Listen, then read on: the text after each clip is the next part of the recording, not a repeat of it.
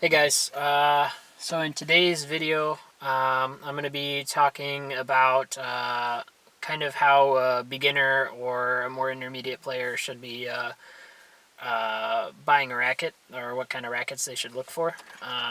So I'm going to head to 3 locations today. I'm going to head to 2 locations that beginners should look for rackets if they don't have any available to them, and I'm going to head to 1 location where I will actually be buying a racket because I just snapped my frame the other day with an overhead.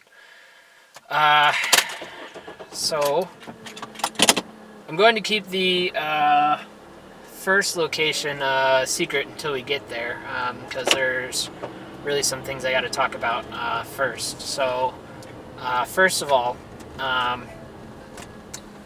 when a beginner is looking at getting a racket, that racket should pretty much be free. Ideally, it will be a hand-me-down that your family has had for years, or that your older relative isn't using anymore, or something like that. You really shouldn't go out and spend $100 on a new racket when you're just learning how to play, because you don't really even know if you like the sport yet.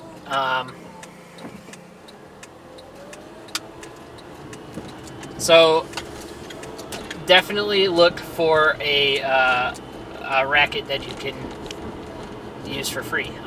My first racket was actually a hand-me-down from my father from like the 80s. It was a Pro Connects racket. I'm actually fairly confident that they're not around anymore.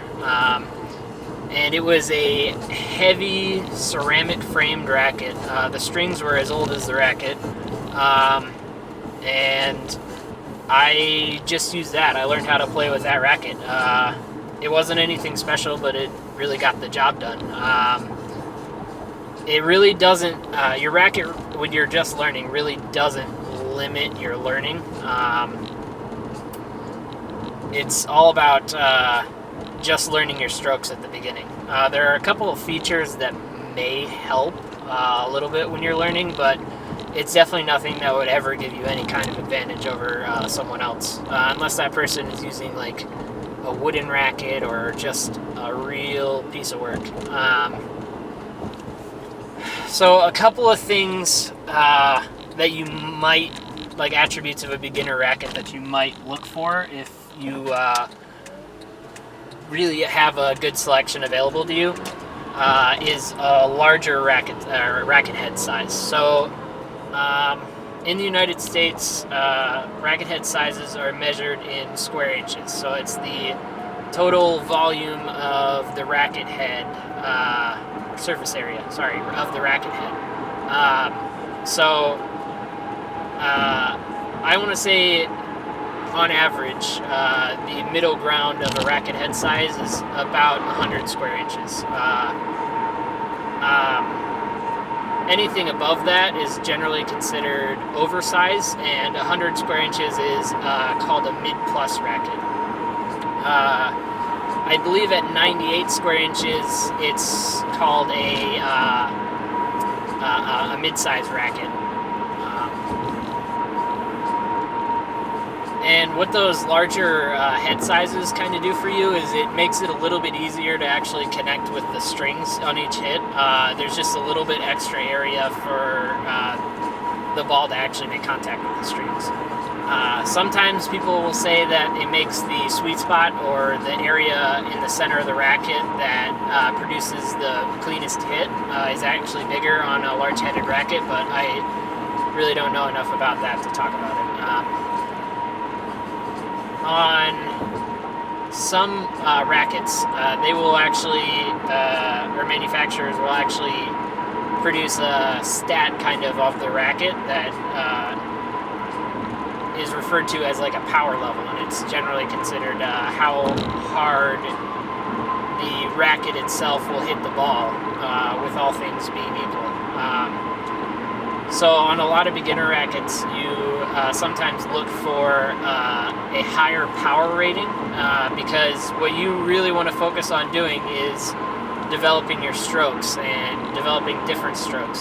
So you want most of the racket to do the work for you. And they do this by having a much higher power rating. An attribute that you also might be looking for with a beginner racket is a light racket. Generally, if you're brand new to the sport, wrist strength isn't necessarily what you want it to be doing a lot of hitting at the net. At the net, you need to be able to snap your wrist pretty quickly to hit some of the shots that you need to get to. So a light racket will really help with that. It'll also kind of help on your ground strokes, being able to get the racket where it needs to be, into the position it needs to be. So you generally look for a lighter racket. Hey guys, so I just pulled up to the first place you should look when you're trying to buy a new racket if you insist on buying a new racket and you don't have like a family hand-me-down. So surprise, surprise, place I recommend is Goodwill. So I recommend going to Goodwill because depending on where you live, they might have quite a good selection of tennis rackets available. And you might even come away with one that's either brand new or nearly new and only a few cosmetic scratches. They're really, I can't emphasize it enough that you should buy either a cheap racket or get a hand-me-down. I actually played with a guy this past high school season who played with a pink hand-me-down racket from his sister, and he did quite well with it. He actually improved quite a lot over the course of the season, and it didn't really impede him at all. So I'm gonna head inside now, and hopefully they let me film in there. I can't see why they wouldn't, and see if there's anything worth having in there.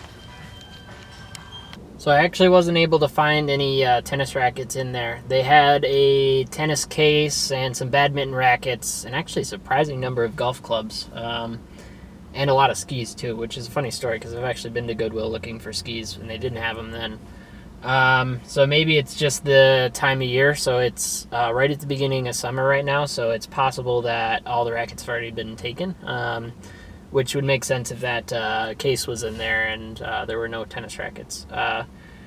So I'm actually going to head for the next location now. Lucky for me, they're actually right next to one another.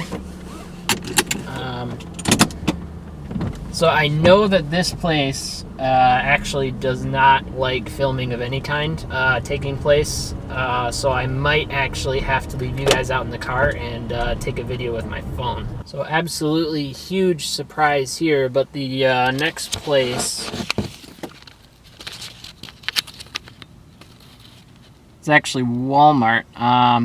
So I recommend this place because if you need a new racket, they'll have new rackets and they won't be that expensive. I'm not quite sure how expensive they are now, but I remember when I was in high school, they were only around $20. So we'll find out. Made it to the tennis section, and they actually have a surprising selection. So it's actually kind of difficult for me to believe, but they've actually gotten cheaper. So yeah, you could definitely find a racket here to play with. This one doesn't look like a bad choice. But yeah, you really can't go wrong with any of these here.